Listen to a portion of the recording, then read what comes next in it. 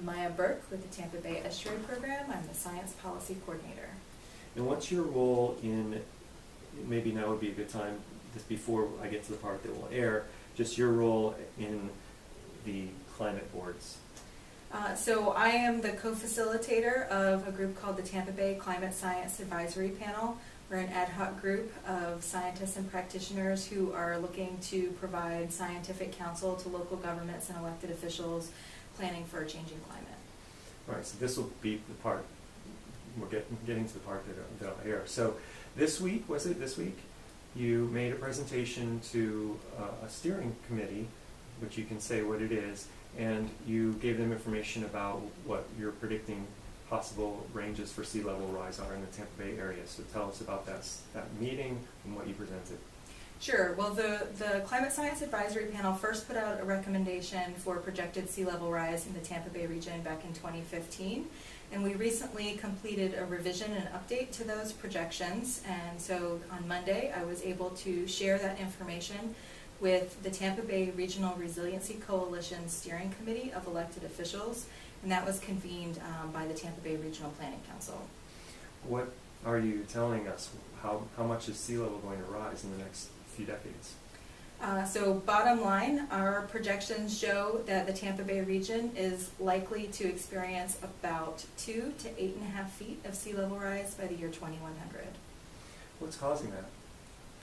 So sea level rise is caused by the warming atmosphere. It physically causes the oceans to expand, and that really has to do with these heat trapping gases, the greenhouse gas emissions that humans are putting into the environment, as well as the numbers are a little higher than the last time we made these projections, and a lot of that has to do with evolving science with regards to how fast and how much the land-based ice is melting. Is it that the ice is melting faster, or we just have a better way to measure how fast it's melting?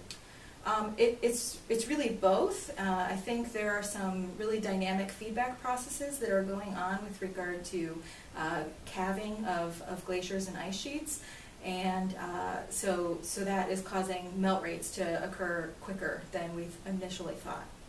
And you say feedback, what that means is things are happening that are causing it to melt faster, such as what? Well, so there are new conditions that we're observing all the time, and as these changes in the atmosphere are occurring, ice is behaving in different ways than what we had initially, than what models initially predicted, and so that's what I mean when I talk about feedback loops, I suppose. The last time we talked, about a month and a half ago, your numbers weren't as precise because you didn't have the final report out that you were going to present to the steering committee. You knew the high end might be around 8 feet, but now you're predicting, is it 8.5 now? Is that right? What does 8.5, if it's on the high end, what does 8.5 feet of sea level rise mean for the Tampa Bay area? Well, 8.5 feet is very substantial. I mean, that would cover our barrier islands and significant portions of our downtowns and our coastline. It's important to note that the regional projections that we shared, they assign a probability to each of those curves, and that high curve of 8.5 feet is only considered likely if we continue to emit greenhouse gases at the rates we do now and we account for maximum plausible ice melt. And there's really only a less than 1% chance that we will see sea level rise greater than that 8.5 feet. Although, to be fair, if I'd asked the same question 5 years ago, the lower end would have been, the high end would have had a low probability, but now that what you would consider then to have been a high end is now right in the middle of the probability. So the more we know, and the longer it takes us to get carbon dioxide emissions under control, more likelihood that we'll be near the high end. Absolutely. So one of the key new findings of this recommendation is that we explicitly don't recommend that local governments use the low curves, but we don't go to that same level for the extreme curve. And that is precisely because we're learning so much so quickly about the way that the ice sheets are reacting to climate change. So we're not as strong in recommending against using the higher numbers. And all the while this is happening, the carbon dioxide concentrations in the atmosphere are increasing. This week, for the first time in human history or recorded history, 415 parts per million. Yeah, we've seen a lot of change, certainly over my lifetime, in numbers that we haven't seen for hundreds of thousands of years, if not more. So what does that mean? Well, the purview of the Climate Science Advisory Panel isn't to make prescriptions about what we should do and what policymakers, what choices policymakers should engage in. Our goal is to help them understand the science and give them the tools to understand the likelihood of certain futures based on what we know now. So, to me, this confirms our recommendation, which is the likelihood of any one of these three curves that the Climate Science Advisory Panel has put out there should be evaluated based on this RCP 8.5. RCP means representative concentration pathway. It's about how much greenhouse gases we put out into the atmosphere. Right now, we're clearly on the business as usual curve. We're not adopting innovative technologies on a broad scale, and we're not making substantive policy changes. And if that's the case, we should be looking at these higher curves and thinking that they're probably more likely.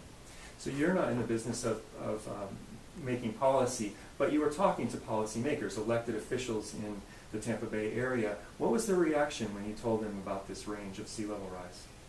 Yeah, so the Tampa Bay Estuary Program, one of our key successes has been using science to inform sound policy. And that's really why we're involved in this discussion to begin with. We think that democracy is best when it's informed by good science, and so talking to policymakers is critical to our mission. The policymakers, I think they really received the information well. I had some very productive conversations with commissioners from Hillsborough, Citrus, Pinellas County, Manatee County as well. They think that their questions were answered, and many of them were providing encouraging information about bringing this back to their staffs and having them incorporate that in their day-to-day efforts. Is there anything else that people should know about sea level rise in the Tampa Bay area? I hope people remain optimistic. I think we have some good examples of success stories when we make choices to do better. And I think that that's something that we can do for sea level rise here in Tampa Bay as well. Some of the most important things that folks can do is talk to your neighbors, talk to your family, talk to your friends. You don't have to be a scientist to engage in these kinds of conversations. There can be productive observations that are made here in the community and that can really result in changes in behavior that make a difference. Thanks so much. Thank you.